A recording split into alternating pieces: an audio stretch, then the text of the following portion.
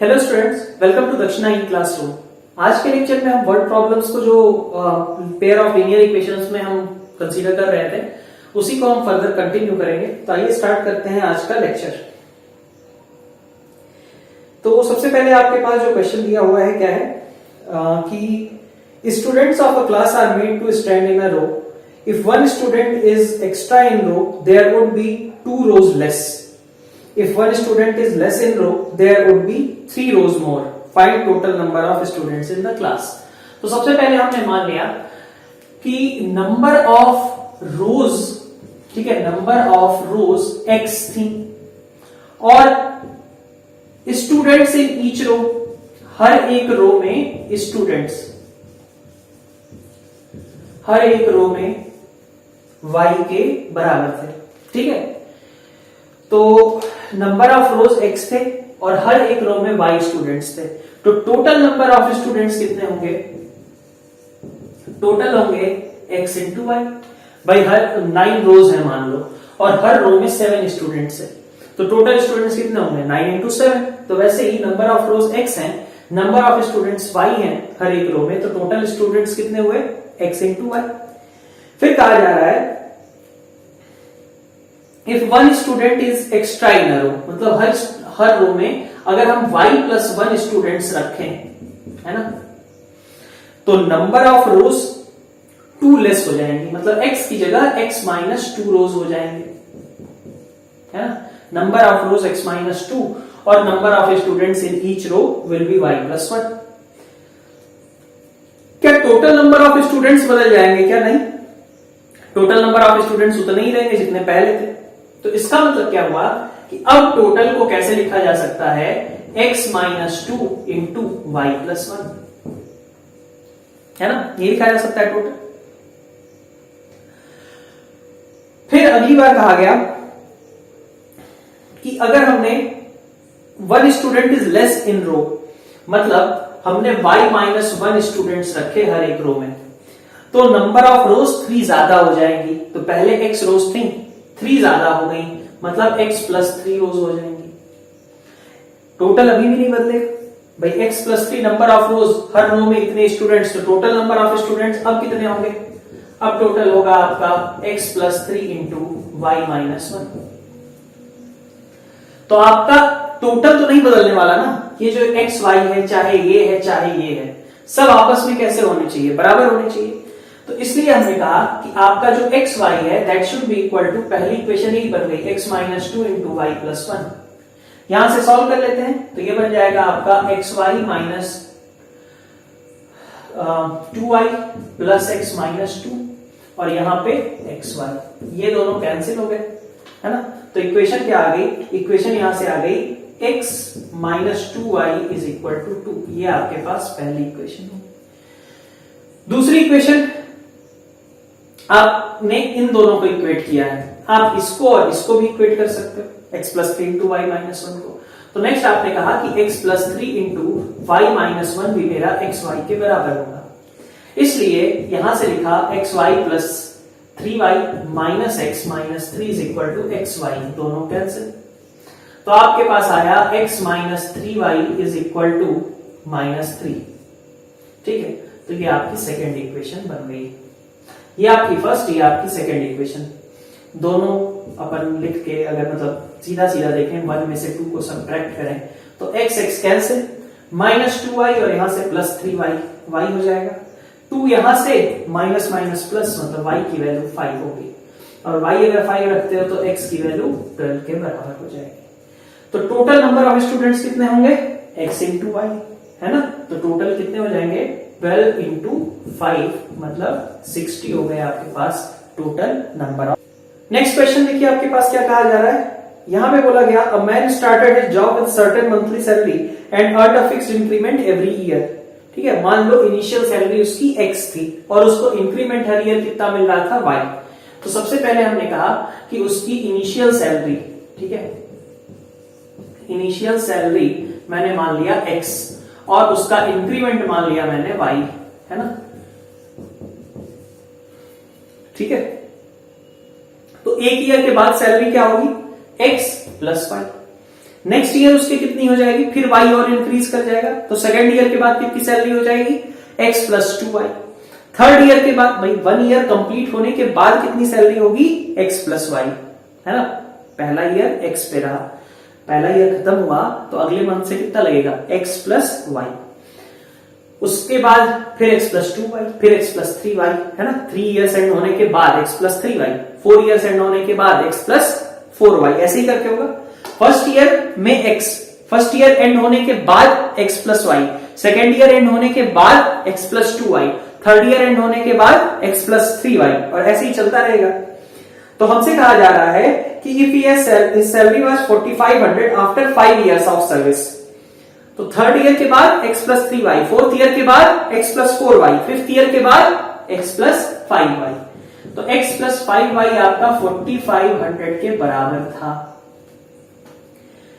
फिर हमसे कहा जा रहा है कि 12 इयर्स की सर्विस के बाद 5550 हो गया, तो 12 इयर्स के बाद ऐसे ही, जैसे 5 इयर्स के बाद x प्लस 5y है, तो 12 इयर्स के बाद x plus 12y is equal to 5550, difference ले लिया। 7y, x तो cancel, 7y is equal to 1050, तो y की वैल्यू 150 होगी। y को 150 यहां रख दो, तो x कितना हो जाएगा आपका 3750, ठीक है।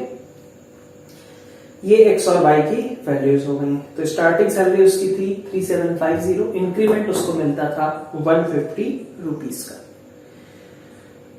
नेक्स्ट क्वेश्चन देखिए क्या बोल रहा है, अ dealer sold a VCR and a TV for 38,560 making a profit of 12% on VCR and 15% on TV. By selling them for 38,620, he would have realized a profit of 15% on VCR and 12% on TV. Find the cost price of each. तो सबसे पहले अपन मान लेते हैं कि initially cost price VCR का, ठीक है, कॉस्ट प्राइस VCR का मान लेता हूं मैं X था, ठीक है, ये VCR के लिए, और जो टीवी है उसके लिए कॉस्ट प्राइस था Y, है ना। तो अब हमसे कहा जा रहा है 12% VCR पे प्रॉफिट लिया गया, ठीक है, तो सेलिंग प्राइस कितना होगा, 12% प्रॉफिट, है ना। तो 12% प्रॉफिट का मतलब x इंटू 12/100, है ना। तो 3x/25 इतना प्रॉफिट हो गया। तो सेलिंग प्राइस कितना होगा, x प्लस 3x/25, तो 28x/25। ऐसे ही 15% यहां पे प्रॉफिट लिया गया, y इंटू 15/100, तो ये 3y/20। इसकी सेलिंग प्राइस कितनी होगी, 23y/20, है ना। तो इसकी सेलिंग प्राइस 28x/25, इसकी सेलिंग प्राइस 23y/20, इन्हीं फर्स्ट केस में, है ना। तो अब कहा जा रहा है इस केस में उसको टोटल पैसे कितने मिले, उसको पैसे मिलते हैं 38,560, मतलब 28x/25 प्लस 23y/20, ये मिल करके कितने थे, 38,560 के बराबर, ठीक है। अब दूसरा केस समझते हैं, अगर उसने 15% यहां पे प्रॉफिट लिया होता, ठीक है, तो x इंटू 15/100 का प्रॉफिट मिलता, मतलब 3x/20 का। तो सेलिंग प्राइस कितनी होती, x और 3x/20, 23x/20, और 12% का वो प्रॉफिट उठाता टीवी पे, तो टीवी पे 12% मतलब हो गया y इंटू 12/100, मतलब 3y/25।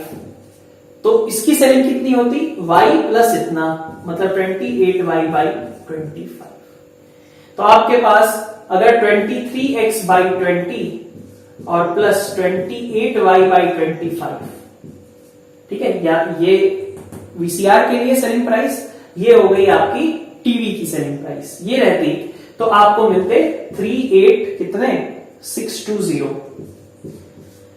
अब यहां से आपको इक्वेशन सॉल्व करनी है, ठीक है, यहां से इक्वेशन सॉल्व कर लेनी है। कैसे करेंगे, एलसीएम एलसीएम ले लो, सिंप्लीफाई करो, ठीक है। इधर मैं थोड़ा सा दिखा देता हूं, कैलकुलेशन ज्यादातर तुम कर लेना।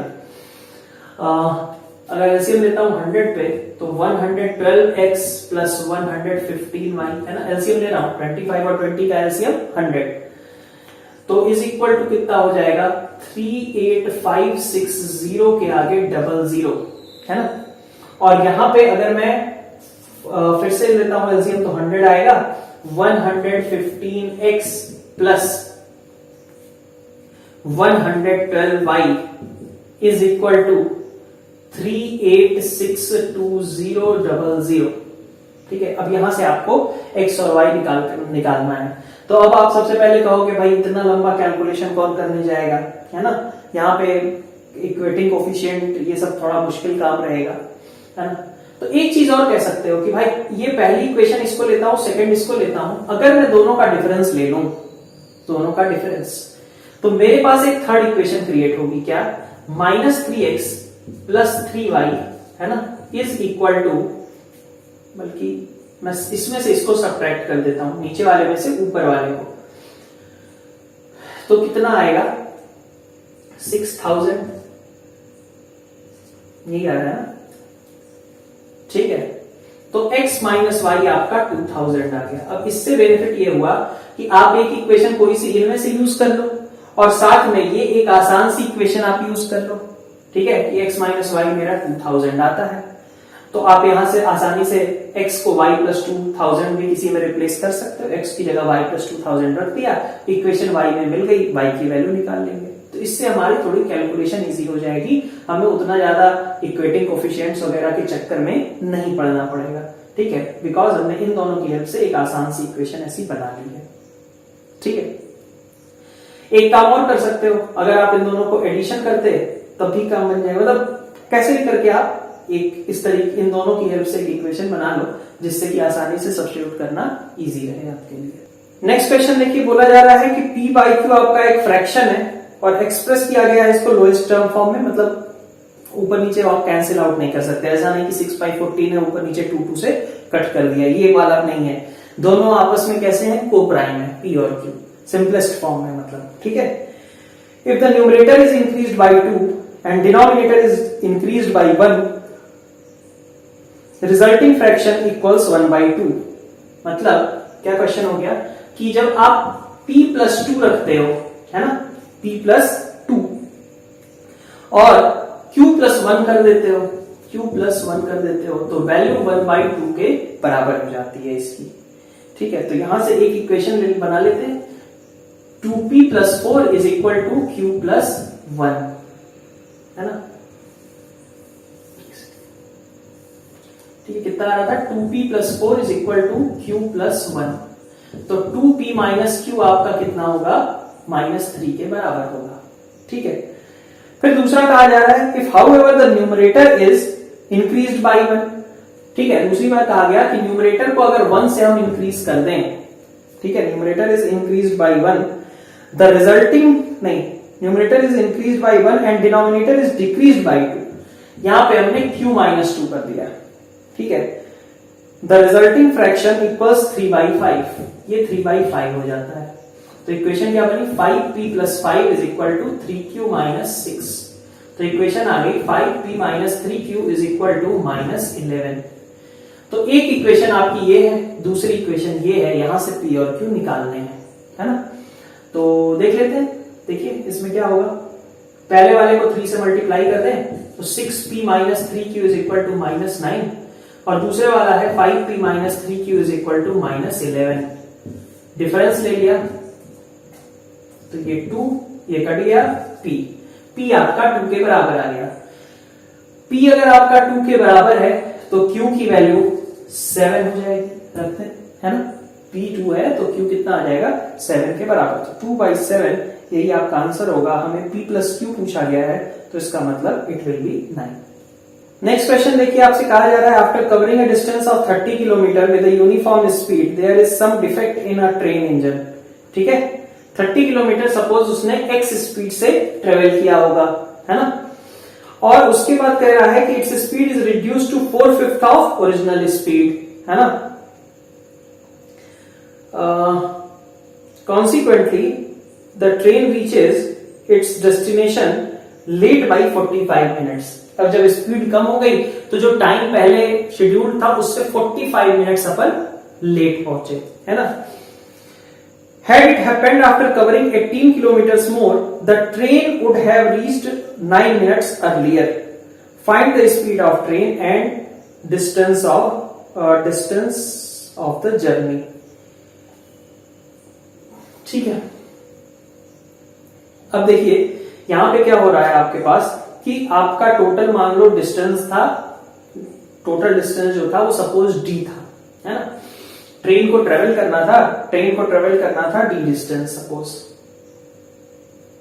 ठीक है। अब d में से उसने 30 किलोमीटर चल दिया, इसे स्टार्ट करते हैं, ठीक। क्वेश्चन आप नोट डाउन पहले कर लीजिए फिर आगे बढ़ते हैं। यहां पे कहा जा रहा है कि 30 किलोमीटर, ये मान लो टोटल डिस्टेंस ट्रेन को ट्रेवल करनी थी। अब ट्रेन ने x डिस्टेंस ट्रेवल मतलब 30 किलोमीटर की डिस्टेंस ट्रेवल करी, तो बाकी डिस्टेंस कितनी बची, d माइनस 30, है ना।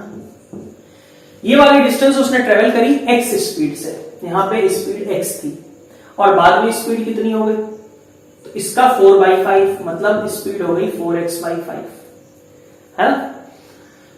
टोटल डिस्टेंस ट्रेवल करने में आइडियली कितना समय लगता, टोटल डिस्टेंस थी आपकी d और हम कितनी स्पीड से ट्रेवल करते हैं, x स्पीड से, तो आइडियल टाइम हमें लगता कितना, d/x, ये हमारा आइडियल टाइम लगता। लेकिन हमें एक्चुअली टाइम कितना लगा, तो हमने 30 स्पीड x रखा 30 वाले डिस्टेंस में, और बाकी d-30 डिस्टेंस को कवर करने के लिए स्पीड रखा 4x/5। कितना समय हमें लगा, तो हमें समय लगता है 18 मिनट्स ज्यादा लगा था ना, शायद 45 मिनट्स ज्यादा लग गए थे, ठीक है। तो हमें d/x इतना टाइम तो लगता ही, और साथ में 45 मिनट्स तो मैं आवर्स में कन्वर्ट करके लिख लूं 3/4, है ना, आवर्स में इसको कन्वर्ट करना जरूरी है। फिर हमने कहा कि नेक्स्ट टाइम कह रहा है कि 30 की जगह 18 किलोमीटर और आगे हम चल लिए होते, 18 किलोमीटर और मतलब 30 के अलावा 18 और 48 किलोमीटर हम नॉर्मल स्पीड से चल लिए होते, तो बाकी बचता d-48, वो स्पीड होती है हमारी 4x/5 से। 48 डिस्टेंस ट्रेवल करी x स्पीड से, तो ये टाइम लगा, बाकी की बची हुई डिस्टेंस इस स्पीड से, तो ये टाइम लगा। दोनों मिला के कितने होते, तो आइडियल टाइम से 9 मिनट्स पहले नहीं कह रहा है, वो कह रहा है 45 मिनट्स जो लेट से पहुंचे उसकी जगह हम उसके कंपैरिजन में 9 मिनट्स अर्ली पहुंच जाते हैं। ऐसा थोड़ी ना है कि अपन खराब होगी ट्रेन तब भी समय से और जल्दी पहुंच जाएंगे, ऐसा तो नहीं होगा। तो 45 मिनट्स की जगह अब हम कितनी देर पहुंचेंगे, 36 मिनट डिले से। 36 को अगर मैं आवर्स में कन्वर्ट कर लूं तो 36/60 3/5 हो जाएगा, है ना। तो ये आपकी दो इक्वेशंस आ गई। यहां से आपने निकालना है कि d और x की वैल्यूज क्या क्या है, सही है। तो चलिए पहले तो इसको सिंप्लीफाई करते हैं। आपके पास पहली इक्वेशन जो है, ठीक है, पहली इक्वेशन को क्या लिख सकता हूं मैं, पहली इक्वेशन को लिख सकता हूं 30/x प्लस 5 से ऊपर मल्टीप्लाई किया 5d-150 divided by 4x is equal to d/x plus 3/4, है ना। तो एलसीएम लेकर के क्या बनाएगा, 120 plus 5d-150 divided by 4x is equal to 4d plus 3x divided by 4x। तो 4x और 4x हो गए कैंसिल, बाकी क्या बचा आपके पास, d minus 3x is equal to 30। तो पहला आपके पास कंडीशन आ गई d minus 3x is equal to 30, है ना। 5d माइनस 4d, 3x को उधर ले गए, d minus 3x is equal to 30। फिर दूसरी इक्वेशन पे आते हैं, ये आपकी पहली इक्वेशन सिंप्लीफाई हो गई है। दूसरी इक्वेशन पे आते हैं, अब यहां पे आपका 48/x plus 5d minus 240 divided by 4x is equal to d/x plus 3/5। LCM वगैरह लेना शुरू करें तो ये रहा आपका 4x, है ना, और यहां आपका आ गया 5x, ठीक है। चलिए लिखिए 5d प्लस आपके पास 3x आएगा, x साफ हो जाएंगे, इधर बचेगा आपका 48 इंटू 4 192 और 5d माइनस 48। ठीक है, तो 5 ने इधर मल्टीप्लाई किया 25d minus 240 is equal to 4 ने इधर मल्टीप्लाई किया 20d प्लस 12x, तो 5d minus 12x is equal to 240। एक इक्वेशन ये आ गई, एक इक्वेशन आपकी यहां पे थी। अब दोनों से आपको d और x निकालना है, तो अपन स्टार्ट करते हैं। पहली इक्वेशन को 4 से मल्टीप्लाई कर दिया मैंने, तो 4d minus 12x is equal to 120। Second वाली एज इट इज लिख दी 5d minus 12x equal to 240। Difference ले लें तो d इज इक्वल टू कितना 120, तो d को 120 रख दो तो x कितना निकल करके आएगा, x निकल करके आ जाएगा आपका 30। तो 120 किलोमीटर की टोटल डिस्टेंस थी और नॉर्मल स्पीड उसकी कितनी होती 30 किलोमीटर पर आवर हो जाती। ठीक है, ये करेक्ट आंसर होगा। नेक्स्ट देखिए क्वेश्चन क्या है, 2 candles of equal length start burning at same instant, one of the candles burn in 5 hours and other in 4 hours. ठीक है, तो पहले मान लिया दोनों कैंडल्स की लेंथ L है। ठीक है, तो पहले वाले का रेट क्या है, पहले वाले का रेट अगर हम कहें R1 मान लीजिए, रिप्रेजेंट करता हूं पहले वाले के जलने का, तो वो कितना है x बाय L लेंथ ली थी ना, तो L डिवाइडेड बाई 5, क्योंकि वो 5 आवर्स में जलती है ना, तो 1 आवर में कितना जलेगी L बाई 5। दूसरे वाली 4 आवर्स में ही जल जाती है, इसका मतलब उसका रेट जलने का कितना हुआ L by 4। By the time one candle is 2 times the length of, by the time one candle is 2 times the length of other, एक second, 2 candles of equal length start burning at same instant, one of the candle burns in 5 hours और फिर कहा है and the other in 4 hours, by the time one candle is 2 times the length of other। अब देखिए क्या हुआ होगा कि एक के जलने का रेट है L by 5 है ना, दूसरे के जलने का रेट है L by 4। इनिशियली दोनों की लेंथ L थी। ठीक है, पहला वाला मान लिया मैंने कि दोनों ही मतलब मान लो T टाइम तक जलते हैं, T आवर्स तक जलते हैं। तो अगर T आवर्स तक जलेंगे तो T आवर्स के बाद पहले वाले की लेंथ कितनी बचेगी, इनिशियली L थी, कितना जल चुका होगा उसमें से L by 5 इंटू T, इतना वो जल चुका होगा। तो बची हुई लेंथ कितनी होगी L minus L by 5 into T।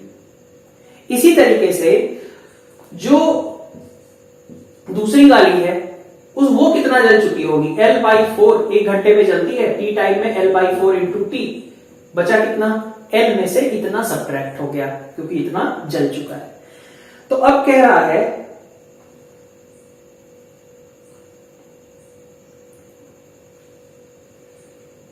ठीक है, अब कह रहा है कि इस समय पे ठीक है one candle is 2 times the length of other. बताओ सबसे पहले तो ये बताओ कि ये वाला वैल्यू ज्यादा बड़ा होगा या फिर ये। तो ऑब्वियस सी बात है, यहां ये LT by 5 है, यहां LT by 4 है, दोनों में बड़ा कौन सा होगा ये। लेकिन ये L में से आप सब्ट्रैक्ट करोगे तो ये छोटा हो जाएगा ना भाई, ये ज्यादा तेजी से जल रही थी ना, इसका जलना ज्यादा तेज था, इसका मतलब इसकी लेंथ कम बची होगी। ठीक है, तो कहा जा रहा है कि जो कम लेंथ है उसका ट्वाइस करने पे हमें ज्यादा वाली लेंथ मिलती है, यही कहा गया है ना। ज्यादा वाली लेंथ इतनी होगी क्योंकि ये स्लोली जल रही थी और ये तेजी से जल रही थी, इसलिए इसकी लेंथ कम हो गई, और इसका ट्वाइस आपकी ये वैल्यू है ना। तो अब आपको निकालना है कि T कितना है, ये पूछा गया कि T की वैल्यू कितनी है। तो देख लेते हैं यहां से, देखिए कितना आएगा 5L minus LT divided by 5 is equal to 2 into 4L minus LT divided by 4। ठीक है, क्रॉस मल्टीप्लाई कर लो तो 20L minus 4LT is equal to 40L minus 10LT, ये बन जाएगा। तो 6LT इज इक्वल टू कितना 20L। तो L की वैल्यू T की वैल्यू कितनी आ गई 20/6, मतलब कि 10/3 आवर्स ये चल चुकी है पहले ही ऑलरेडी। ठीक है, तो बढ़िया क्वेश्चन था ये। नेक्स्ट क्वेश्चन देखिए, नेक्स्ट क्वेश्चन आपसे क्या कहा जा रहा है, sum of digits of a 2 digit number is 7। Again initially number आपका एक्स वाई टाइप का मैंने मान लिया और कहा गया कि इसमें x प्लस वाई आपका 7 है, यही गिवन है ना।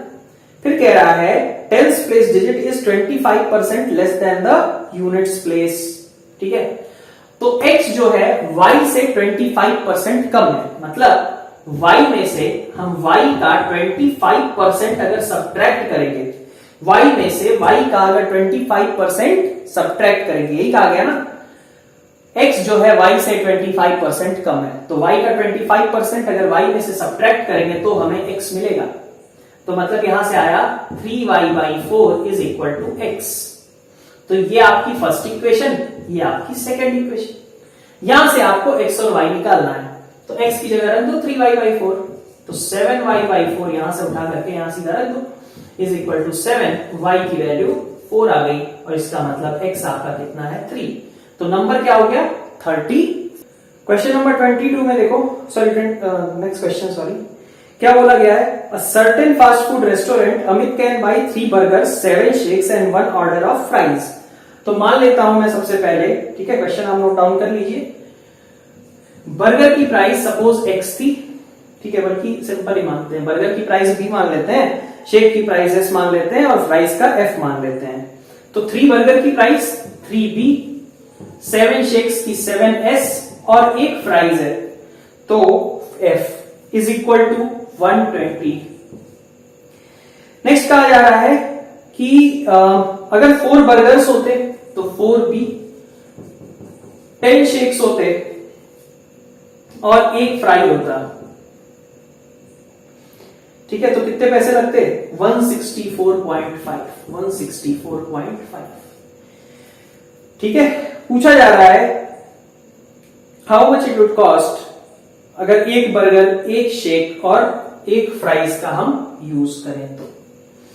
ठीक है, मतलब हमें burger plus shake plus fries B plus S plus F ये फाइंड आउट करना है।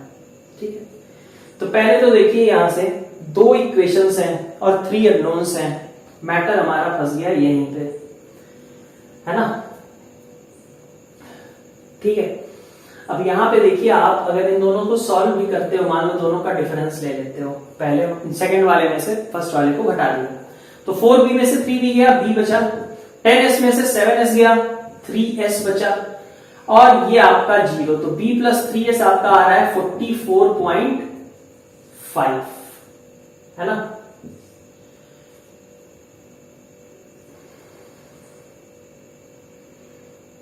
ओके, ठीक है, b प्लस 3s आपका 44.5 है। ठीक है, अब कुछ ऐसा कर सकते हैं क्या जिससे ये बन जाए, ये टर्म आपकी बनने लगे, ये फर्स्ट इक्वेशन, ये सेकंड इक्वेशन, इसको भी मैं थर्ड बोल देता हूं, कुछ कर सकते हैं। तो यहां पे देखो जरा सा, अगर मैं इसको 3 से मल्टीप्लाई कर दूं, थर्ड वाले को 3 से मल्टीप्लाई कर दूं, तो मेरा बनेगा 3b plus 9s is equal to 133.5 बनेगा। फोर्थ इक्वेशन यही है, थर्ड ही है, उसको 3 से मल्टीप्लाई कर दिया मैंने। लेकिन इससे फायदा क्या हुआ मेरा, इससे मेरा फायदा ये हुआ कि अगर 2 में से मैं 4 को सब्ट्रैक्ट करूं, 2 में से अगर मैं 4 को सब्ट्रैक्ट करूं तो 4b में से 3b आपका जाएगा, b बचेगा, 10s में से 9s जाएगा, s बचेगा और f में से कुछ नहीं जाएगा तो f बचेगा और वैल्यू कितनी हो जाएगी इधर, इसमें से ये सब्ट्रैक्ट करा के 31। कायदे से अगर हमसे कहा जाए कि b, s और f की अलग अलग वैल्यूज निकालो, ये 2 चीजें आपको दी हुई हैं, तो हम नहीं निकाल सकते क्योंकि 3 अननोन्स हैं, 2 ही इक्वेशंस हैं, नहीं निकाल पाएंगे। लेकिन ये हमें एक ऐसा कॉम्बिनेशन दिया गया है जो एक्चुअली हम इन दोनों की हेल्प से बना पा रहे हैं। तो अगर बना पा रहे हैं तो इसीलिए हमने इसका सीधा ही यूज कर लिया। तो b प्लस 3s आपको पता चल रहा था, इससे 3b प्लस 9s बनाया, जब इसमें से इसको सब्ट्रैक्ट कर देंगे तो आपको ये वैल्यू निकल गई। करके आ जाएंगे, ठीक है। तो can not be determined mark करना हो, मान लो कि नहीं पॉसिबल है निकालना, इसके पहले ये देखो कि हमें अलग अलग वैल्यूज नहीं निकालनी है, हमें कॉम्बिनेशन निकालना है। हो सकता है वो कॉम्बिनेशन यहां से क्रिएट हो जाए डायरेक्टली, ठीक। तो बहुत ही अच्छा क्वेश्चन है आपका। नेक्स्ट क्वेश्चन देखते हैं। नेक्स्ट क्वेश्चन आपसे कहा जा रहा है 5 years ago A was 3 times as old as B, ठीक है। तो 5 years ago की बात करेंगे तो उस समय A की एज कितनी रही होगी, A -5। अगर करंट एज उसकी A है तो पहले कितना रहा होगा, A -5, और उस समय B का कितना रहा होगा, B -5। तो कह रहा है 5 years ago A was 3 times as old as B, ठीक है। इसकी एज का 3 times A था। एंड 10 years later ये A + 10 हो जाएगा, और A shall be twice old, उस समय ये B + 10 का होगा और ट्वाइस होगा। A + 10 is equal to 2 times B + 10, then find A and B। बस यही है। तो पहली इक्वेशन आपकी सिंपली क्या बन गई, A - 3B is equal to -15 और +5 - 10। यहां से सेकंड वाली क्या बन गई, A - 2B is equal to 10, ठीक है।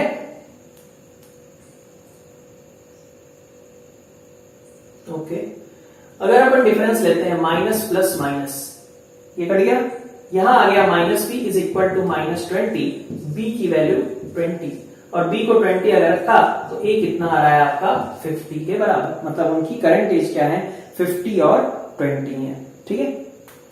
नेक्स्ट क्वेश्चन आपसे कहा जा रहा है the area of rectangle gets reduced by 9 metre square if length is reduced by 5 and breadth increased by 3। तो इनिशियली मान लिया मैंने कि लेंथ जो है वो L है और विड्थ जो है आपकी ब्रेथ जिसको कहते हैं B है। तो टोटल एरिया इनिशियली कितना रहा होगा, total area is equal to L into B, यही रहा होगा।